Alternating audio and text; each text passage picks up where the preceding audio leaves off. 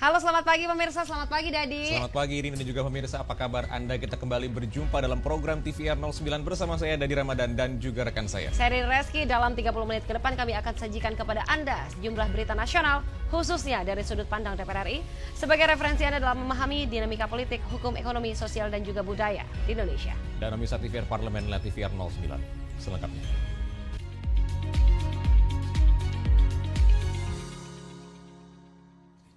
Pemirsa, anggota Komisi 12 DPR RI berpendapat konflik antara perusahaan tambang dengan masyarakat seharusnya bisa dicegah jika perusahaan tambang memiliki komitmen kuat untuk menjalankan bisnisnya sesuai aturan. Kegiatan pertambangan di sejumlah daerah di Indonesia seringkali bersinggungan dengan lahan dan kepentingan ekonomi warga sekitar. Persoalan itu menjadi sorotan anggota Komisi 12 DPR RI yang dinilai terjadi karena lemahnya pengawasan dari unsur pemerintah. Ateng Sutisna berpendapat, konflik antara perusahaan tambang dengan masyarakat seharusnya bisa dicegah jika perusahaan tambang memiliki komitmen kuat untuk menjalankan bisnisnya sesuai aturan, ditambah pengawasan tegas dari pemerintah. Banyak masyarakat yang sebelumnya menggantungkan hidupnya pada hasil hutan harus kehilangan mata pencarian karena keberadaan perusahaan tambang. Banyak kawasan hutan yang beralih fungsi bahkan dibabat habis oleh perusahaan tambang dengan alasan sudah mengantongi izin dari kementerian terkait. Masih banyak permasalahan ya, ada konflik dengan masyarakat, ada lahan-lahan masyarakat yang diterabas oleh perusahaan. Nah inilah pentingnya pengawasan. Jadi memang kalau melihat ini salah siapa, mungkin kita masih boleh dikatakan salah semuanya lah, masih lemah. Pengawasan kita masih lemah, kemudian juga perusahaan-perusahaan juga tidak punya komitmen untuk melakukan kegiatan secara baik. Itulah mungkin permasalahan yang ini. Sehingga kami mendorong bahwa mereka disuruh melengkapi data-data yang merupakan kewajiban terhadap pemerintah maupun terhadap lingkungan. Berbagai masalah sosial dan ekonomi terkait pertambangan, termasuk yang terjadi di Sulawesi Tenggara, akan ditindaklanjuti Komisi 12 DPR RI bersama para direksi perusahaan tambang dan pemerintah. Dari Sulawesi Tenggara, Akbar Prakoso, TVR Parlemen, melaporkan. Berita selanjutnya datang dari Ketua BKSAP DPR RI yaitu Mardani Alisera. Kemudahan memperoleh visa Schengen multi-entry bukan hanya memperkuat hubungan antar pemerintah dan juga antar parlemen, melainkan juga membuka banyak peluang kerja sama lintas sektor bagi masyarakat Indonesia. Uni Eropa telah melonggarkan aturan visa Schengen untuk WNI yang akan melakukan kunjungan kedua ke Uni Eropa dengan mendapatkan visa Schengen multi-entry. Badan Kerjasama Antar Parlemen DPR RI menilai kebijakan tersebut strategis dan berorientasi masa depan karena membuka jalan bagi terwujudnya peradaban kolaboratif antar bangsa. Menurut Ketua BKSAP DPR RI Mardani Alisera, kemudahan memperoleh visa Schengen multi-entry bukan hanya memperkuat hubungan antar pemerintah dan antar parlemen, melainkan juga membuka banyak peluang dan ruang yang luas untuk kerjasama lintas sektor bagi masyarakat Indonesia. Visa Schengen multi-entry menjadikan konektivitas antar warga sebagai elemen penting dalam mengoptimalkan manfaat kerjasama di berbagai sektor. Wilayah, provinsi, kabupaten, kota di Indonesia betul-betul pintunya udah terbuka nih. Jangan sampai yang sosok Pak Prabowo udah bikin itu kosong, itu harus segera optimal. Nah itu yang kami ingin segera tuntaskan, selain tentu people to people collaboration. Karena salah satu yang menarik adalah bagaimana warga negara Indonesia sangat dimudahkan untuk mendapatkan multiple entry visa selama 5 tahun dengan perjanjian dagang walaupun ada syarat pernah ke Eropa. Nah, ini akan membuka peluang banyak sekali kerjasama antara people to people, NGO to NGO, business to business, selain parlemen to parlemen dan government to government. Visa Schengen multi-entry merupakan bagian dari kesepakatan Indonesia-European Union Comprehensive Economic Partnership Agreement. Mardani juga menilai fasilitas itu menjadikan peluang ekspor produk Indonesia ke pasar Eropa akan semakin terbuka lebar, termasuk peluang kolaborasi investasi dan mobilitas tenaga kerja profesional. Tegar Aziz, TVR Parlemen, melaporkan. 12 DPR RI mendukung usulan tambahan kuota gas LPG bersubsidi 3 kg melalui revisi Peraturan Gubernur Bangka Belitung. Informasi selengkapnya tentunya kami hadirkan sesaat lagi, tetaplah di TVR 09.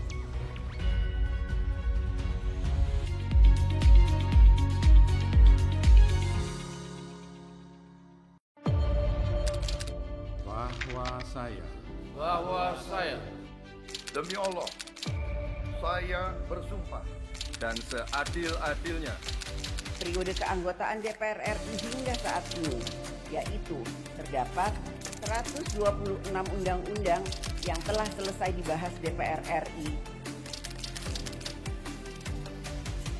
Terima kasih rekan Elisa dan juga Danina. Pemirsa,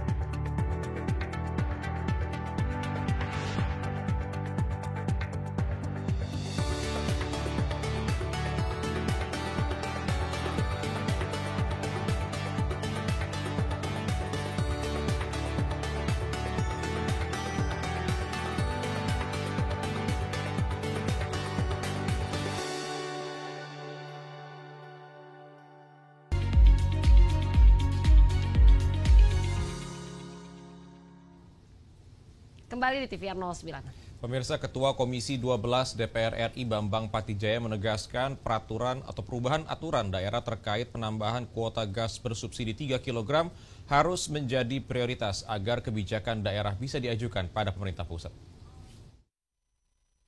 Pemprov Kepulauan Bangka Belitung mengusulkan penambahan kuota gas LPG bersubsidi 3 kg untuk rumah tangga miskin dan pelaku UMKM. Saat ini, rumah tangga miskin hanya mendapat jatah 3 tabung per bulan, sedangkan UMKM 9 tabung. Menanggapi itu, Komisi 12 DPR RI mendukung usulan tambahan kuota gas LPG bersubsidi 3 kg melalui revisi Peraturan Gubernur Bangka Belitung. Ketua Komisi 12 DPR Bambang Patijaya menegaskan, perubahan aturan daerah terkait penambahan kuota gas bersubsidi 3 kg harus menjadi prioritas agar kebijakan daerah bisa diajukan pada pemerintah pusat. Penyesuaian kuota tersebut akan memenuhi kebutuhan rumah tangga dan meningkatkan ekonomi sektor UMKM. Mengingat sektor UMKM menjadi salah satu penopang pertumbuhan ekonomi di Bangka Belitung, yakni sebesar 4,09%. Jadi pergub yang lama itu kan 3 tabung LPG 3 kilo untuk 1 kakak. Kalau memang itu dirasakan terlalu ngepas atau kurang, ya silakan direvisi. Dari perhitungan yang ada, misalkan 1 kakak itu bisa mendapat alokasi 4 atau 5 atau mungkin 6 tabung per bulan seperti itu. Nah, kemudian juga kami menyarankan untuk kebutuhan UMKM juga dilakukan penyesuaian. Karena pada saat ini memang pertumbuhan yang paling besar penggunaan LPG 3 kilo itu ada pada sektor UMKM yang mungkin kemarin itu belum terdata secara maksimal.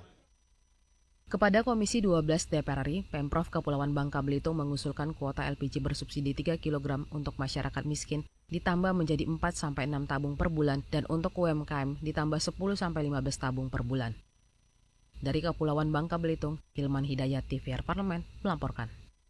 Pemirsa, Wakil Ketua Komisi 1 DPR RI yaitu Dev Akbarsyah Fikarno Laksono mengapresiasi kinerja Korem 042 Garuda Putih Jambi yang dinilai solid dan juga profesional dalam menjalankan tugas.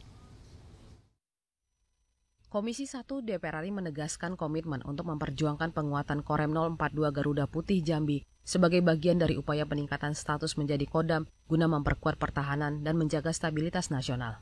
Wakil Ketua Komisi 1 DPR RI Dev Akbarsyah Fikarno Laksono mengapresiasi kinerja Korem 042 Garuda Putih Jambi yang dinilai solid dan profesional dalam menjalankan tugas. Dev menyatakan, Komisi 1 DPR akan memperjuangkan berbagai kebutuhan Korem 042 Garuda Putih, meliputi alutsista, dukungan operasional, dan penambahan personal. Dalam laporannya kepada Komisi 1 DPR RI, Korem 042 Garuda Putih memaparkan kinerja, kapasitas, kemampuan, serta berbagai tantangan yang dihadapi. Menurut Dev, seluruh permasalahan tersebut dapat diatasi berkat profesionalisme para prajurit Korem. Di sini Korem 042 Garuda Putih telah memaparkan kinerjanya, kapasitasnya, kemampuannya, dan juga permasalahan yang dihadapinya. Dan ini semua dapat diselesaikan dan menunjukkan profesionalisme para prajurit yang tergabung di Korem ini. Mereka sangat solid dan sangat memahami tugasnya untuk menyelesaikan dan juga mencapai target-target tersebut. Mendengar, memahami, dan juga akan perjuangkan segala kebutuhan, baik mulai dari kebutuhan peralatan tempurnya, kebutuhan operasionalnya, dan juga jumlah personilnya, karena akan menjadi kodam sehingga butuh penambahan dan pengembangan. Lebih lanjut, Dev menilai penguatan Korem 042 Garuda Putih bukan hanya penting untuk menjamin kesiapan pertahanan di wilayah Jambi, namun juga untuk menopang stabilitas keamanan nasional. Dari Jambi, Fajar Ilhami, TVR Parlemen, melaporkan. Anggota Komisi 7 DPR RI menilai perubahan masa akreditasi produk dapat meningkatkan penerimaan negara bukan pajak atau PNBP. Menurutnya, peningkatan tersebut dapat dimanfaatkan untuk membiayai operasional serta perawatan sarana dan prasarana pengujian standarisasi. Menyoroti rendahnya anggaran Badan Standarisasi Nasional atau BSN yang hanya 144 miliar rupiah di tahun 2025, anggota Komisi 7 DPR RI Bambang Haryo Soekartono mendorong masa akreditasi produk dapat dipersingkat dari 5 tahun sekali menjadi 1 hingga 2 tahun sekali. Bambang menilai perubahan masa akreditasi produk dapat meningkatkan penerimaan negara bukan pajak atau PNBP. Menurutnya, peningkatan tersebut dapat dimanfaatkan untuk membiayai operasional serta perawatan sarana dan prasarana pengujian standarisasi. Bambang menjelaskan, fasilitas yang dimiliki BSN memerlukan perawatan berkala, bahkan pengadaan alat baru untuk meningkatkan akurasi penilaian yang berpengaruh terhadap kualitas produk Indonesia. Jadi, yang sekarang ini, hampir semua LPK ini mengakreditasikan ke BSN ini, itu setiap 5 tahun sekali. Nah, padahal sertifikasi yang dilakukan oleh LPK ini, seperti misalnya di Biro Klasifikasi Indonesia, itu setiap kapal 1 tahun sekali disertifikasikan. Jadi kenapa enggak BSN ini misalnya separuh atau menjadi 2 tahun sekali misalnya. Atau bahkan 1 tahun sekali harus distandarisasi, karena dengan penggunaan peralatan yang secara terus-menerus ini perlu adanya kalibrasi. Lebih lanjut, Bambang menyampaikan, sebagai instansi yang menjaga standar kualitas produk Indonesia, BSN harus mendapat anggaran yang memadai untuk menjamin keselamatan masyarakat Indonesia melalui standarisasi produk. Oleh karena itu, ia juga mendorong peningkatan anggaran untuk BSN. Ken dan Teguh, TVR Parlemen, melaporkan. Pemirsa dan juga Dadi, saat ini nih pemirsa, kita sedang berdiri di ambang krisis lingkungan terbesar dalam sejarah bangsa Indonesia, di mana volume sampah negeri ini terus meningkat setiap tahunnya. Sedangkan tempat pembuangan akhir sudah mencapai batas kapasitas. Tentunya setiap detik sampah baru lahir, setiap menit ruang hidup kita semakin menyempit, dan setiap hari bumi kita memanggil untuk diselamatkan. Lalu bagaimana respon dari DPR RI menanggapi persoalan ini? Informasi selengkapnya akan kami hadirkan saat lagi. Tetaplah bersama kami di TVR 09.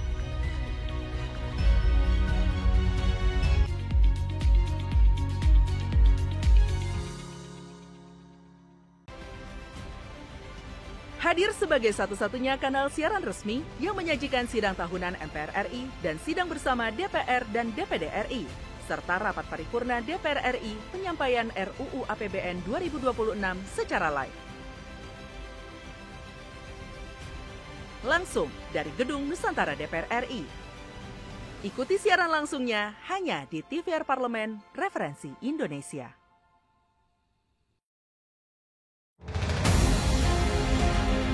Hakikat demokrasi adalah memberi jalan bagi memberikan rakyatnya hidup sejahtera dalam harkat dan martabat.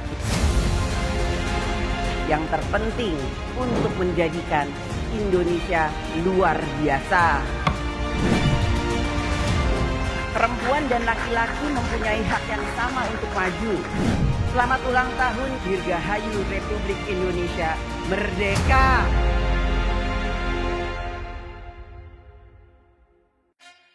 Yuk kita kenalan dengan anggota DPR RI periode tahun ini. Dari depan kursi. Di balik kursi. Gini, di balik kursi. Aku ingin menjadi sesuatu yang mungkin bisa kau rindu. Acap kahiji, rukun sakabena. Itulah pokok nama. Semakin penasaran kan bagaimana kiprah karir politiknya? Hanya di TVR Parlemen. Dirgahayu Republik Indonesia Merdeka! Kita perlu mempersiapkan dan memperkuat sumber daya manusia Indonesia. Tidak akan ada kemajuan Indonesia tanpa kemajuan daerah yang berkualitas dan inklusif. Peran negara diperlukan untuk menjamin hak berdemokrasi yang sama bagi semua warga negara.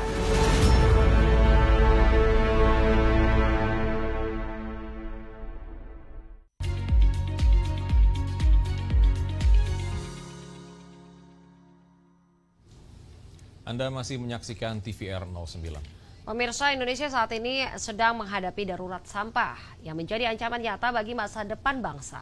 Di tengah situasi ini, DPR RI menegaskan pentingnya mengatur tata kelola sampah yang lebih tegas, terukur, dan juga berkelanjutan. Melalui fungsi legislasi, DPR RI mendorong revisi regulasi, peningkatan pengawasan, dan juga penguatan kolaborasi antara pemerintah pusat, daerah, serta masyarakat. Dan kita simak liputan mendalam yang telah dikemas oleh tim redaksi TVR Parlemen dalam segmen editorial Parlemen. Berikut ini.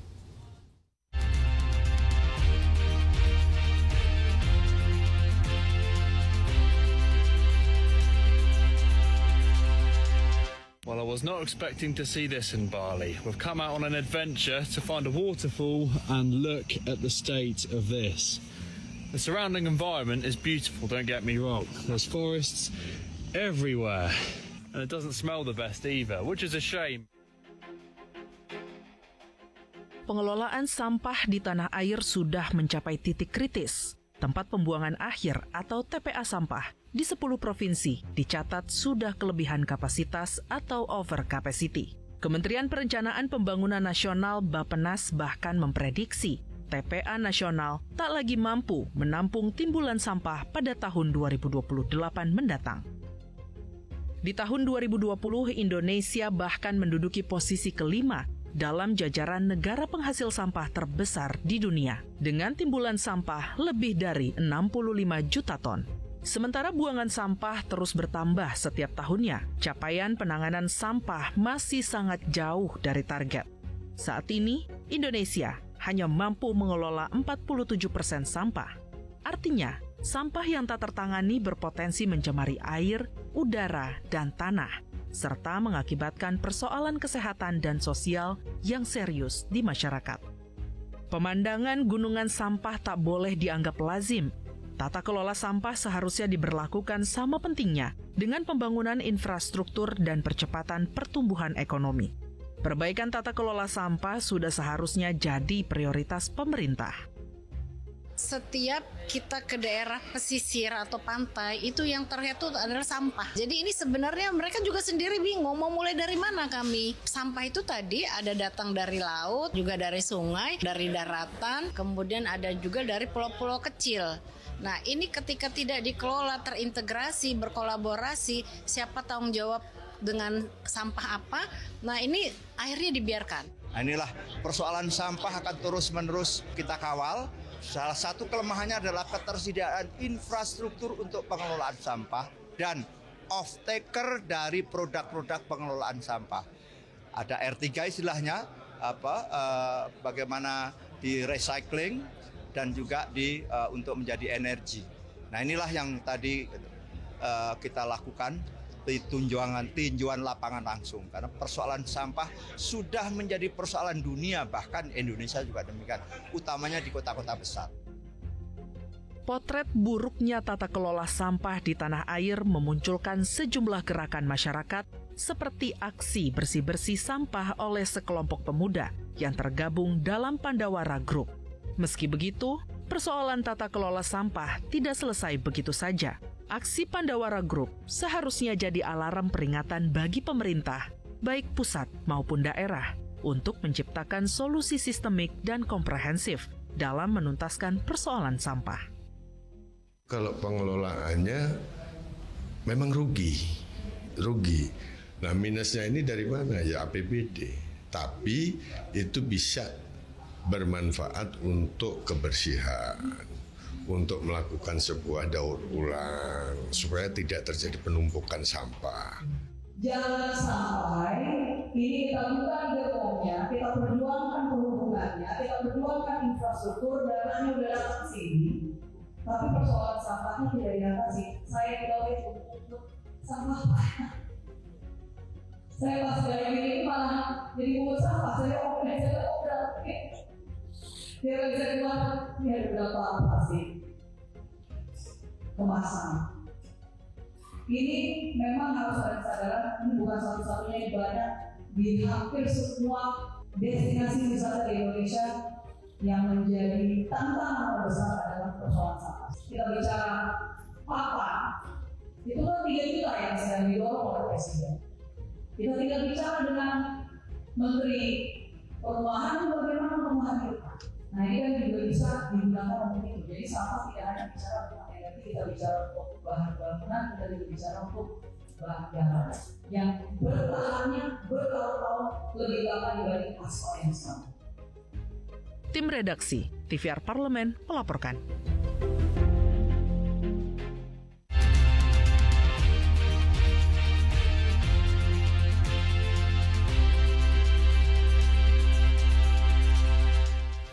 Kemerdekaan Indonesia tidak lepas dari perjuangan para pahlawan dan pendiri bangsa. Tidak terasa hari peringatan kemerdekaan Indonesia yang ke-80 tinggal menghitung hari. Salah satu tokoh yang berjasa dalam kemerdekaan Republik ini adalah Muhammad Hatta atau yang kita kenal sebagai Bung Hatta.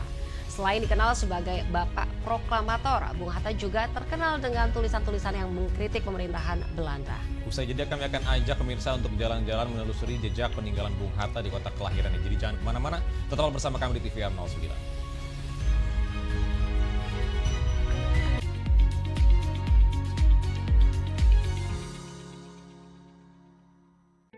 Selamat datang di Biro Pemberitaan Parlemen. Anda memasuki kawasan zona integritas menuju wilayah bebas dari korupsi atau WBK dan wilayah birokrasi bersih dan melayani atau WBBM. Biro Pemberitaan Parlemen berkomitmen penuh untuk mewujudkan wilayah bebas korupsi dan wilayah birokrasi bersih dan melayani.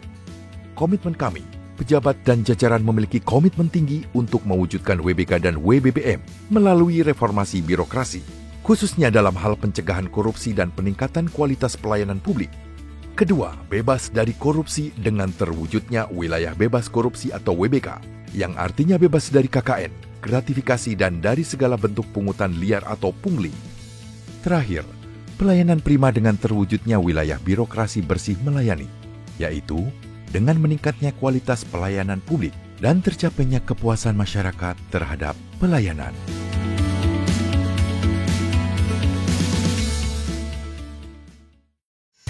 Kehadiran mereka tidak hanya mewakili suara perempuan, tetapi juga membawa perspektif yang beragam serta pengalaman hidup yang unik ke dalam proses pembuatan kebijakan.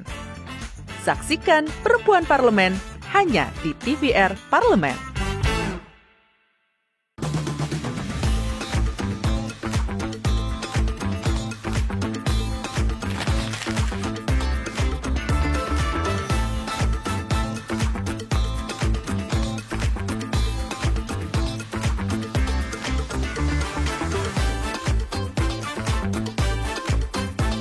Saksikan Sidang Tahunan MPR RI, Sidang Bersama DPR dan DPD RI, Pidato Presiden dalam rangka Hari Ulang Tahun Kemerdekaan, Rapat Paripurna DPR RI Pembukaan Masa Sidang, serta penyampaian RUU RAPBN Tahun Anggaran 2026. Hanya di TVR Parlemen.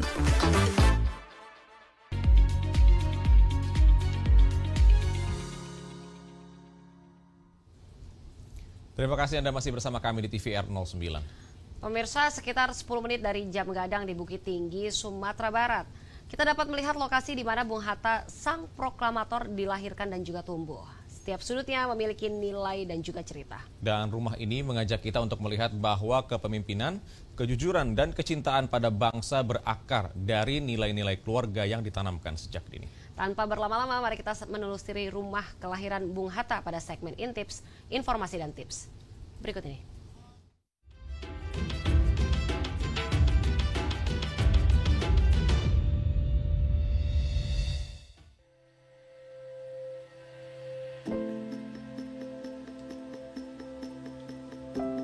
Rumah ini bukan hanya sekedar tempat biasa, melainkan saksi bisu perjuangan seorang proklamator bangsa Indonesia, yakni Bung Hatta. Bagaimana kisah inspiratif dan nilai perjuangan tempat ini? Mari kita lihat lebih dekat.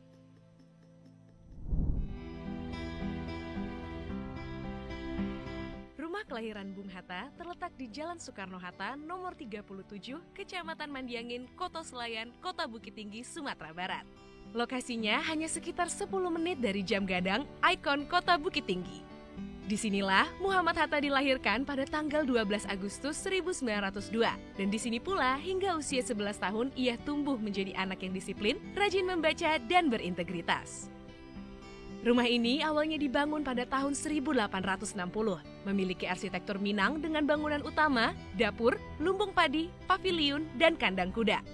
Kamar Bung Hatta terletak di paviliun terpisah. Ruangan kecil yang menjadi saksi kecintaannya pada ilmu pengetahuan. Pada tahun 1960, rumah ini runtuh. Tapi semangat untuk melanjutkan warisan sejarah tak pernah padam. Pada tahun 1995, Yayasan Pendidikan Bung Hatta membangun kembali rumah ini berdasarkan foto dan dokumentasi asli.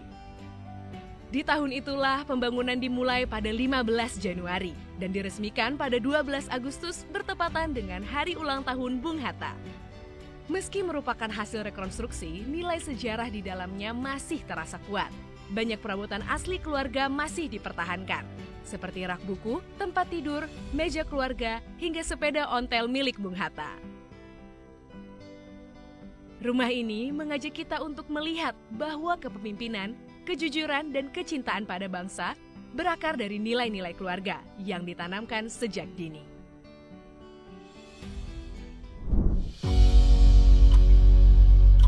Hari ini, rumah kelahiran Bung Hatta menjadi destinasi wisata sejarah, baik bagi masyarakat Indonesia maupun turis mancanegara yang ingin menelusuri jejak seorang negarawan.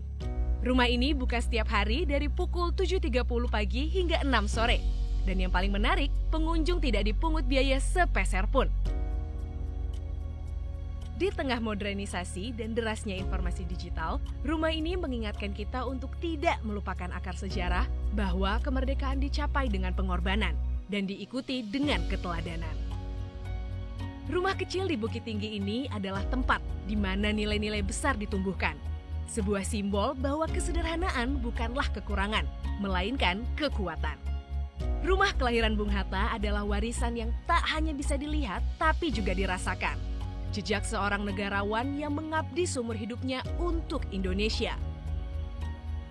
Itulah sepenggal cerita dari rumah kelahiran Bung Hatta, jejak awal seorang negarawan, yang nama dan perjuangannya abadi di hati rakyat Indonesia. Bagaimana? Tertarik untuk mengunjunginya? Jangan lupa ambil swafoto dengan orang tercinta jika berkunjung ke sini ya. Sampai jumpa di Intips episode selanjutnya. Bye-bye!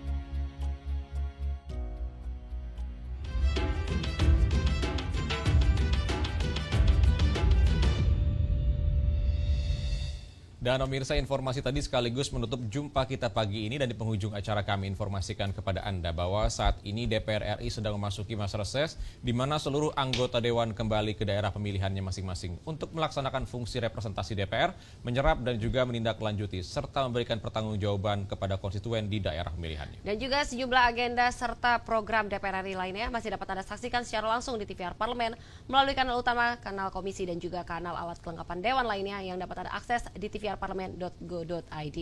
Dan pemirsa TVR Parlemen, demikian TVR 09 edisi pagi ini. Segenap kru TVR Parlemen yang bertugas mengucapkan terima kasih telah menyaksikan TVR 09 pagi ini. Saya Dadi Ramadan dan juga rekan saya Reski. Sampai jumpa di TVR 09 selanjutnya. TVR Parlemen, Referensi Indonesia.